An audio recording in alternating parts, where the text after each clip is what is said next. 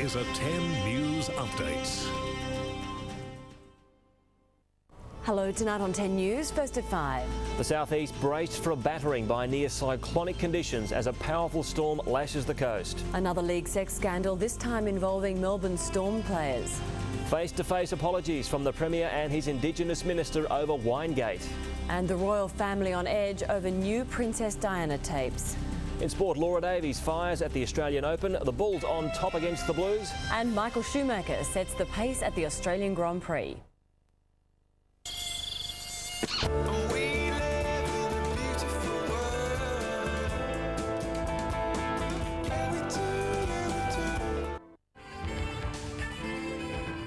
Things are really heating up in the hothouse, so don't miss out on the show with the richest guaranteed prize in Australian TV history. The Hothouse continues 7 o'clock weeknights. Coming up next, all the latest in 10 News.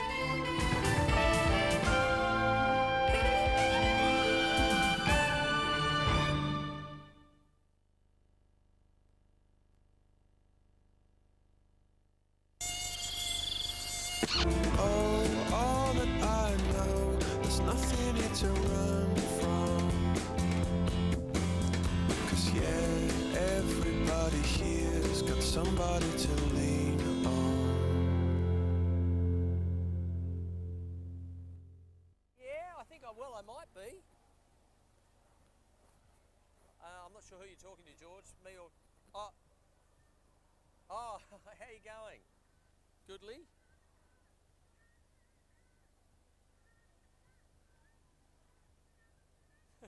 I used to do that years ago. I don't do it now. Burns up the streets of Melbourne on the first day of Grand Prix racing. Good evening, I'm Bill McDonald. And I'm Marie-Louise Thiele. Also coming up, secret tapes of Diana's private anguish released. But first, howling winds and rain are buffeting southeast Queensland as a fierce storm bears down on coastal regions. The tropical low, which has been brewing offshore for days, has intensified throughout the day.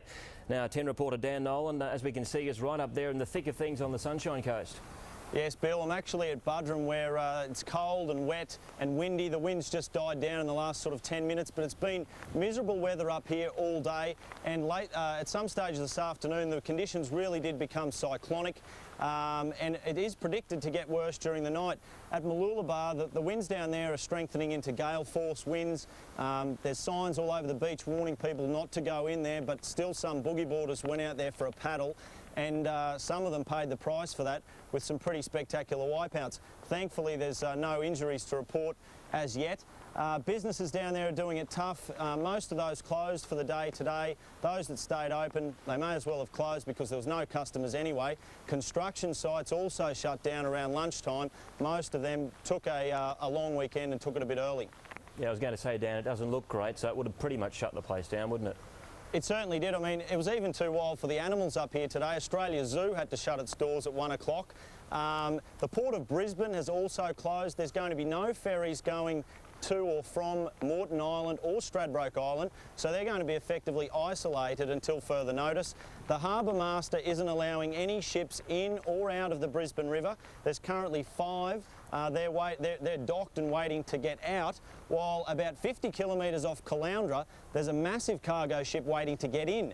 It's the size of, it's sort of longer than 2 football fields, and it's just bobbing around in the ocean, waiting for conditions to improve and come in. They're hoping that the harbour might be open by tomorrow afternoon. Meanwhile, for Sunshine Coast residents up here, they're preparing for the worst tonight because the rain is predicted to not stop, the winds are predicted to get stronger, and there's a king tide due to hit in the next few hours. So, Bill, we're going to batten down the hatches. All right, thanks, Dan. That's Dan Nolan, copying the storm up there at Buderim on the Sunshine Coast. 11,000 homes on the Sunshine Coast are without power, and another 7,000 in Brisbane are also blacked out. From Gladstone to Coolangatta, trees came down, beaches and harbours were closed, and school children and workers were sent home early.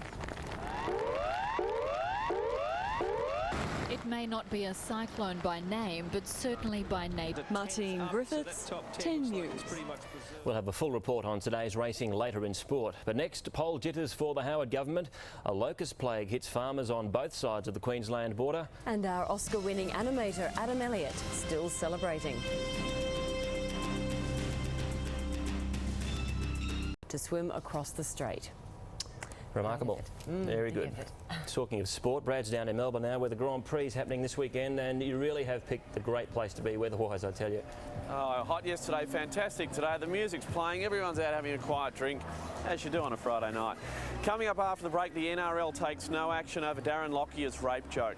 World surfing champion Andy Irons fires on the Gold Coast, and German ace Michael Schumacher sets the pace here in Melbourne at the Australian Grand Prix.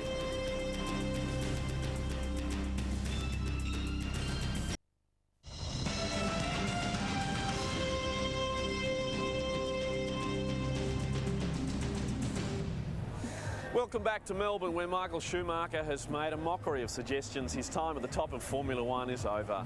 The 35-year-old totally dominating both practice sessions here at the Australian Grand Prix.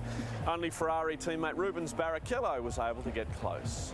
And it was as dismissive a gesture as elite sport allows. If you believe the words of his rivals, the reign of Michael Schumacher was at an end. Two-time winner Webb continues to struggle. Marie-Louise, Bill, you get the feeling Michael Schumacher's happy to play catch me if you can all weekend. All the Formula One action on 10 starting 9 o'clock on Saturday, 9 o'clock on Sunday. I better come back to work, so I'll see you on Monday. We hope to see you Monday. Thanks, Brad. Well, Georgie has the weather next with the safest fishing and surfing prospects for the weekend.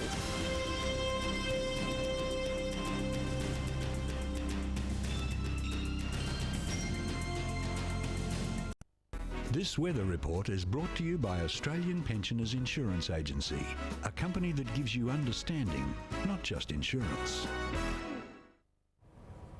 Just before we go to Georgie, tonight's wild weather has police warning people to stay inside if possible and take extreme care on the roads. Powerful winds are wreaking havoc across the southeast, with landslides reported in the Sunshine Coast hinterland. The Halton Highway and Gateway Bridge are also affected by the winds and poor visibility. And we've just heard the Coolangatta Airport is being closed. Georgie, what's the latest on the whole situation? Well, Marie-Louise, looking at the radar, you can see the rain mass affecting the southeast. The low is moving inland from the Wide Bay area. The Bureau is saying expect wind gusts up to 130 kilometres an hour. The strongest winds will contract south to border areas tomorrow morning. So please stay off the roads tonight and make sure outside items are secured.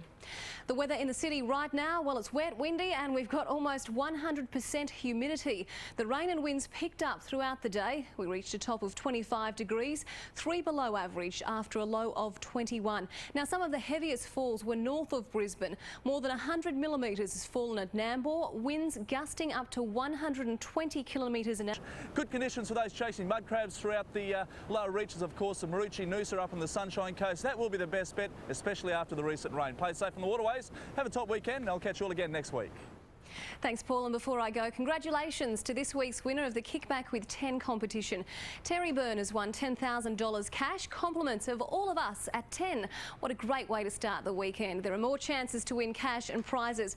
So if you haven't registered, log on to the 10 website and fill out your details. But Bill, if I was you, I'd get home and get indoors. Sounds like a good idea, Georgie. Thank you very much. That is 10 News. Take it easy, whatever you're doing across the weekend. The late news tonight is at 11:15. We'll keep you updated throughout the night and be back on Monday, first at 5. Until then, good night. Good night.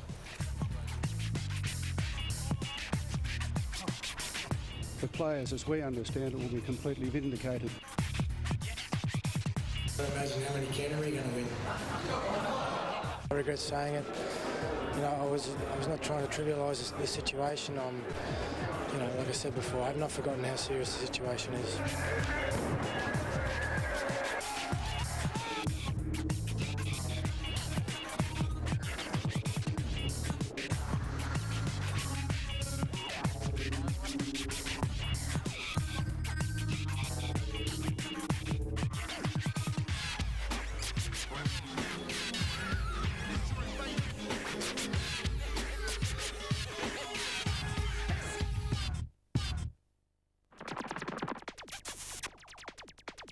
Tonight, drama doesn't get any more real. The Hot House at 7 o'clock, followed by The Simpsons. Then Sandra Bullock in 28 Days.